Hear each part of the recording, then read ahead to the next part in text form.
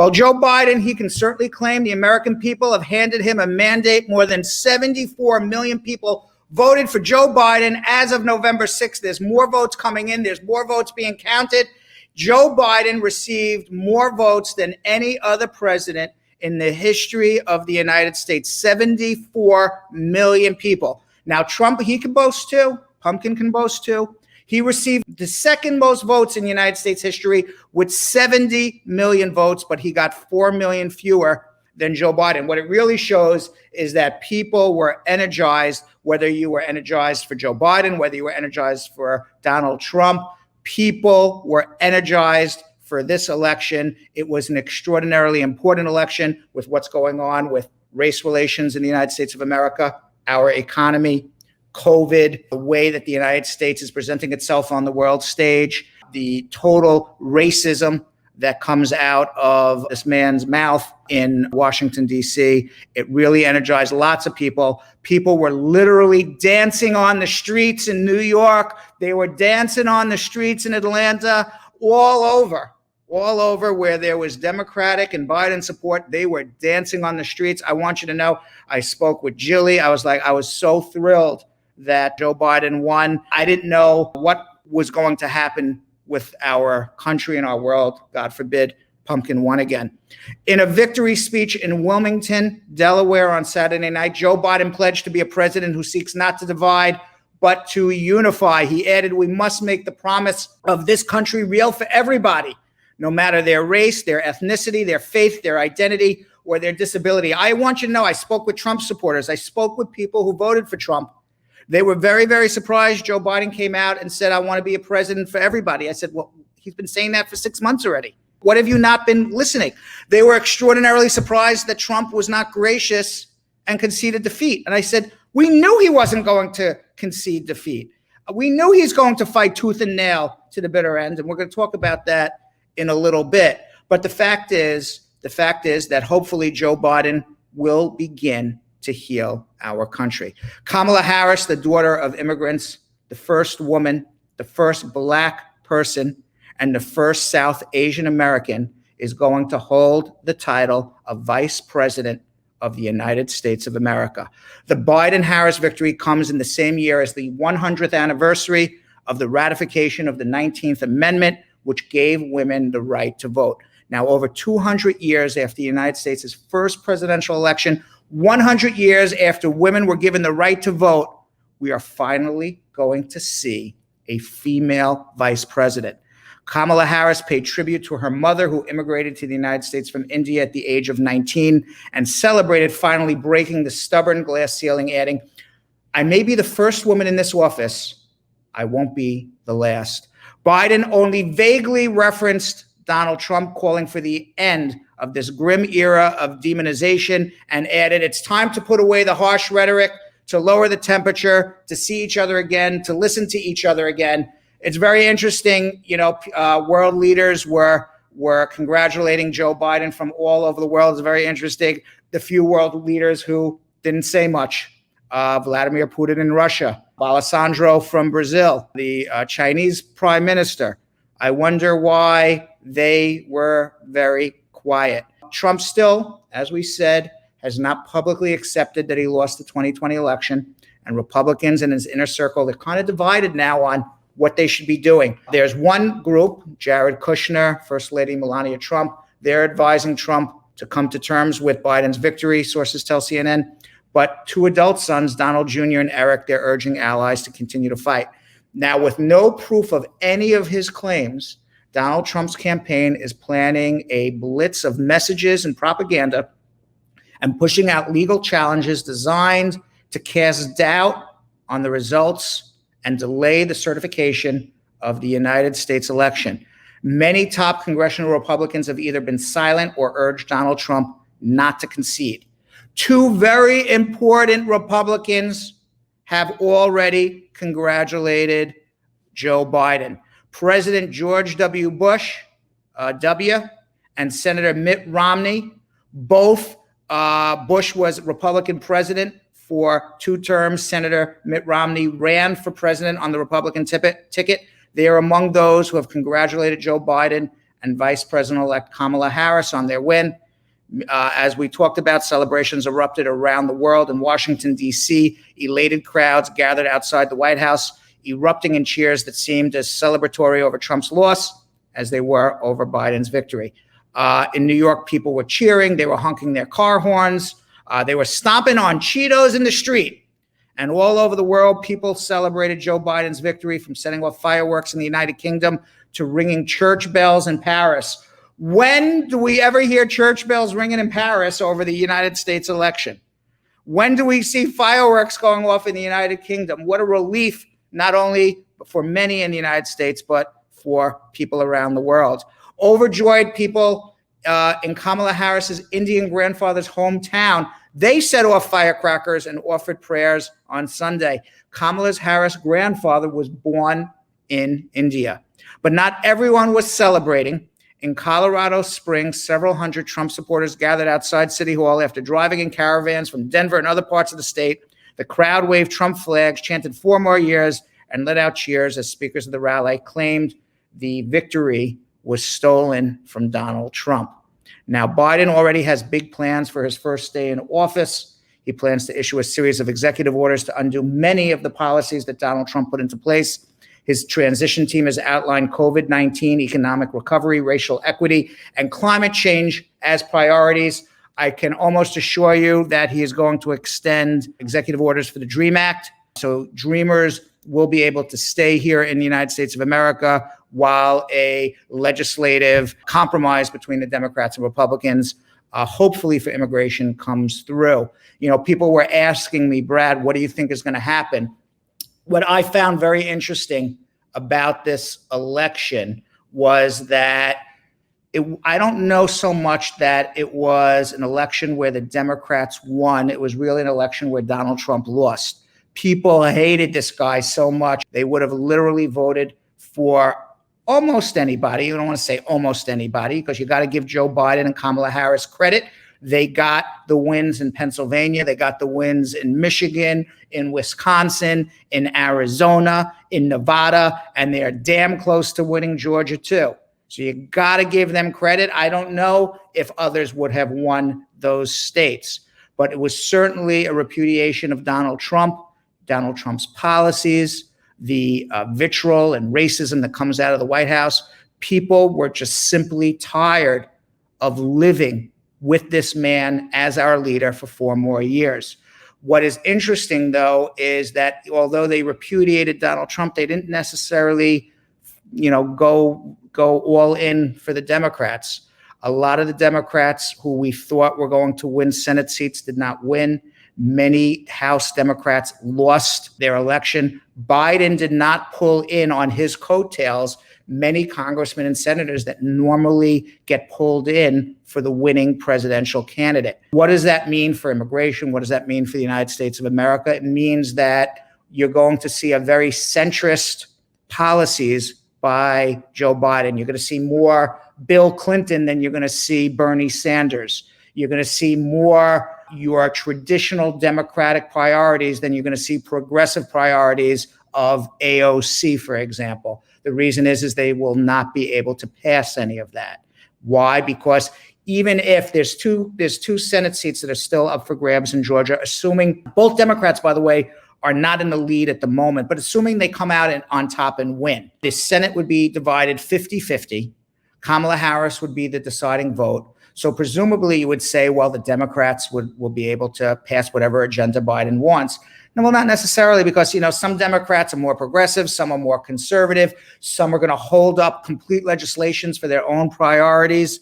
And I would say more likely than not, unfortunately, it's going to be a situation where Mitch McConnell has a razor thin lead, Republican lead, and you're going to see Joe Biden most likely, what in my belief, he's going to bring a lot of moderate Democrats, a lot of perhaps very liberal Republicans, your Rockefeller Republicans, those who are more socially liberal and fiscally conservative, into the fold to try to make a bridge between that razor edge minority that they have in the Senate to build a coalition of more liberal Republicans, more moderate Democrats, more centered legislation. So you're going to see incremental changes in environmental policy, incremental positive changes in immigration, presumably. You may see tax cuts reversed, but you're not going to see the huge tax increases on wealthy that I know the progressives wanted to see. You're not going to see huge wholesale changes in many of the things that people wanted to see, simply because they don't have that majority in the Senate to do it. You're going to see incremental changes. It's my opinion. We'll see what happens, but I'm telling you what I think is going to happen. Meanwhile, the Trump campaign, they're going to continue their fight to challenge the outcome of the election, even as much of the world has moved on and has recognized Joe Biden as the winner. This morning, staff was summoned to campaign headquarters in Virginia for a meeting led by Trump campaign manager Bill Stepien and lawyer Justin Clark to talk about the next steps.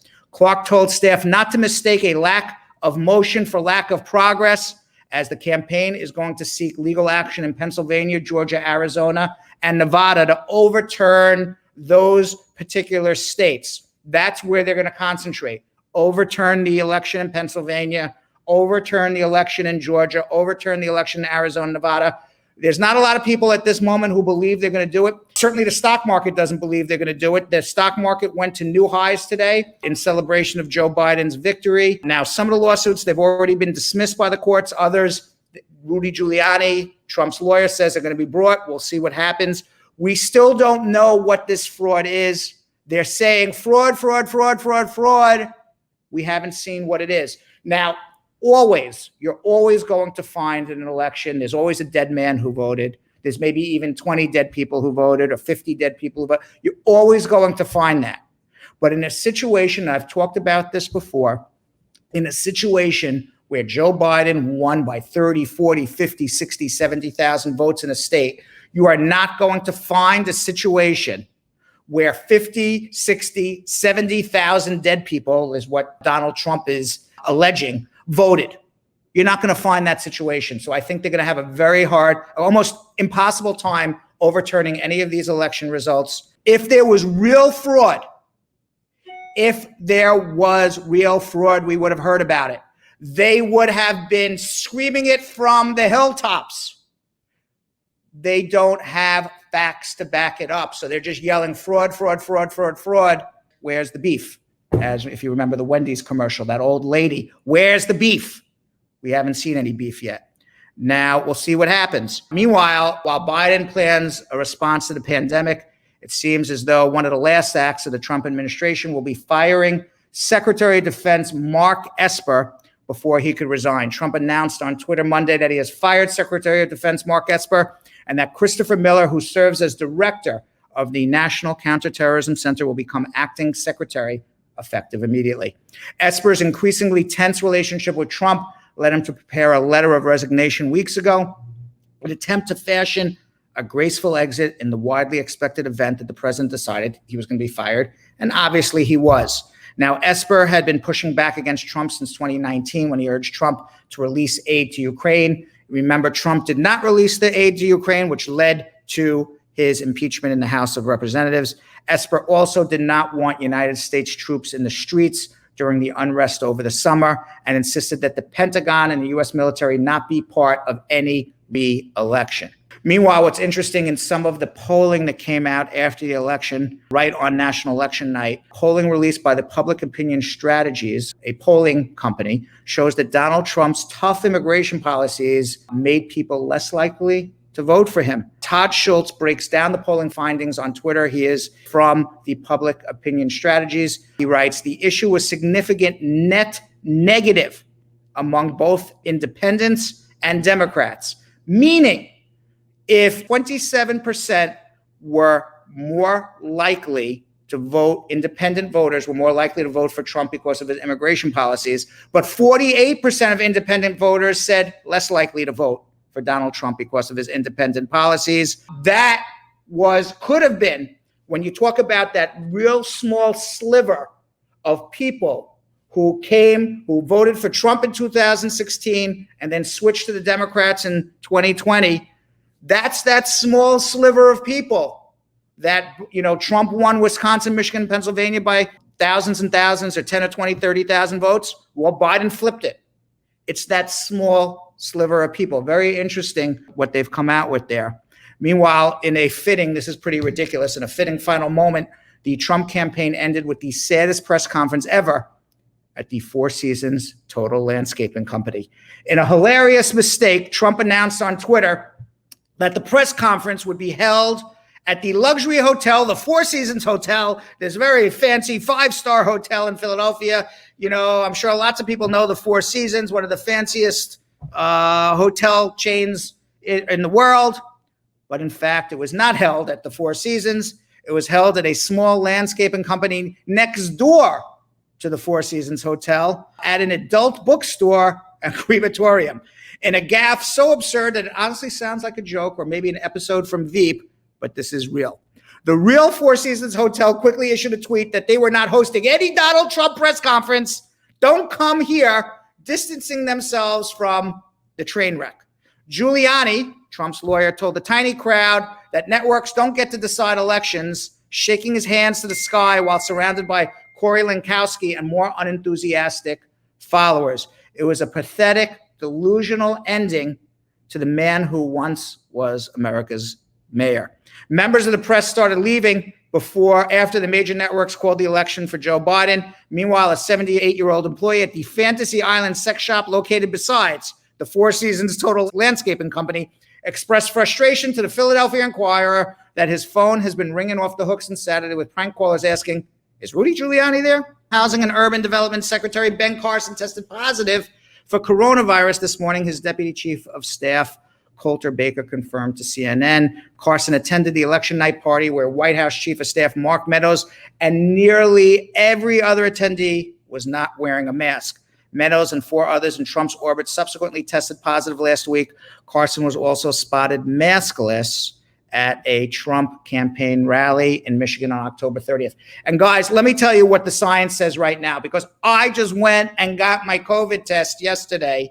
What the doctors told me was this, at least the doctors at CityMD in New York City. They said, for you to get COVID, anyone can get COVID, but the most likely scenario to get COVID is you and another person who has COVID are not wearing masks, and you're within 6 feet of them for at least 15 minutes, you are extraordinarily likely to get COVID. If you are wearing masks and you are staying more than 6 feet away from somebody, it is extraordinarily unlikely to get coronavirus, which begs the question, why the hell are we just not all wearing masks? This would have all been done already. It would have all been done. Nevertheless, some really great news today. Drugmaker Pfizer said today in an early look at data from its coronavirus vaccine shows that more than 90% of the people who took the vaccine had an effective response, and this vaccine prevented people from getting coronavirus. The interim analysis looked at the first 94 confirmed cases of COVID-19 among more than 43,000 volunteers, less than 10% infection rate. You know what that is equal to? That is equal, if this turns out to be a true infection rate, less than 10%, this is equal to the measles. It would make the Pfizer vaccine extraordinarily effective. As effective as measles. And how often do you hear people get measles anymore? Everyone takes a measles shot. No one gets measles anymore. And what Anthony Fauci had said in the past, he would be happy if it was 50% effective. If it's 90% effective, and it's really, truly, that is what happens, and you get a majority of the United States of America, a majority of the world, you're going to beat COVID, a majority of the world to take this vaccine, you are going to beat COVID. Now, there's some issues with the vaccine, obviously. People are scared to take it. There's a logistics problem of getting it out to people. But quite frankly, it's a great medical advance if, in fact, Pfizer and the U.S. government can convince Americans and convince the world it is safe to take this vaccine. If, in fact, it is 90% certain to prevent coronavirus, That is as good as the measles. And once the measles vaccine went into full effect by huge populations, basically measles has been, I don't want to say eradicated, but certainly eliminated as a problem for most of the Western world. Now, according to statistics from the Johns Hopkins University, there are now over 50 million coronavirus cases worldwide. In the United States, more than 10 million people have been diagnosed with COVID. The U.S. record, 105,927 new coronavirus cases Sunday. The fifth day in a row, cases topped more than 100,000. In one day, more than 100,000 people tested positive for coronavirus. I even read in the paper that our mayor here in New York City may be considering back a second lockdown here in New York. The United States is not alone in hitting frightening new records. More than 50 million coronavirus cases have been reported worldwide, with the United Kingdom, France, Russia, and Japan among the most hit. Now, President-elect Biden's German Shepherd, Major, is going to be the first rescue dog in the White House. The Biden family adopted Major from the Delaware Humane Association in November 2018, 10 years after the couple welcomed their first German Shepherd. At the time, the Biden said in a statement, "We are so happy to welcome Major to the Biden family.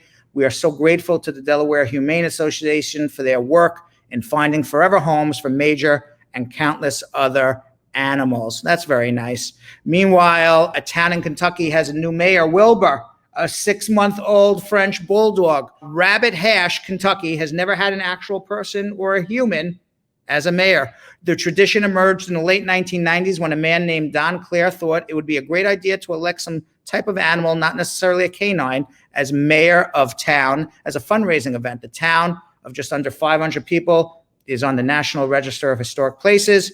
There's a thriving community of dog lovers in the town, and Wilbur himself was adopted 4 months ago and is considered an anomaly because he's an American Kennel Club registered purebred dog. You are looking right there at Wilbur, the mayor of Rabbit Hash, Kentucky. Congratulations, Wilbur, on winning the mayorship.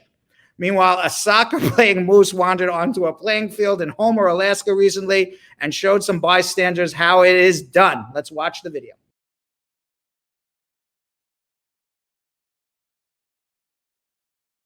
Meanwhile, an adorable cow in Virginia named Jenna loves attention so much that she gets greets and wants hugs from her owner every morning. After Jenna was born infertile and unable to produce milk, her dairy farmer wanted to kill her, but her daughter asked if the calf's life could be spared by finding her another home.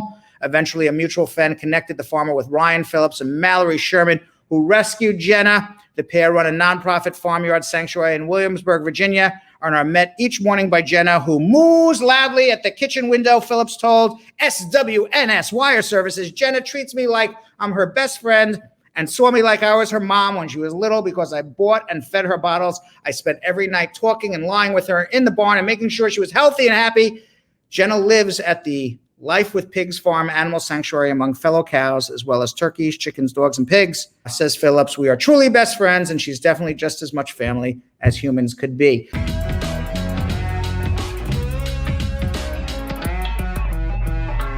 Thanks for watching. For more Brad Show Live, like and subscribe to our YouTube channel.